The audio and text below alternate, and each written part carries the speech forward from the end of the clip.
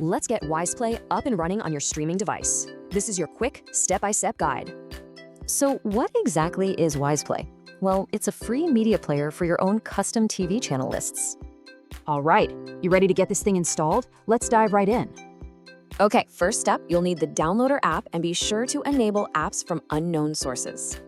Now this number right here, this code is the key. You're gonna need it for the next step. Okay, open up Downloader, pop that code into the URL box, and just tick Go.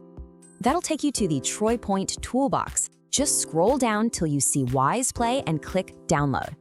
When it's done downloading, you'll get a prompt. Go ahead and click Install. Okay, once it's installed, click Open. After it loads up, you just have to accept the terms. Now for permissions, make sure you deny location, but you'll need to allow access to files. And boom, that's it. Installation is done. Now, let's add a playlist so you can start watching.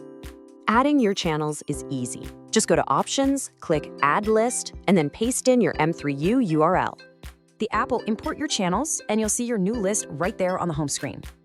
Click on your list, and bam! All your channels are sorted into groups for easy browsing. Enjoy! So what's to like? It has a long history of updates, supports lots of formats, and even has parental controls. But what's not so great, it's not on the Amazon App Store, the free version has ads, and the interface is kind of dated. So there's a free version and a premium one. Let's do a quick comparison. Basically, the free version is fully featured, but it has ads. Pay once, and they're gone.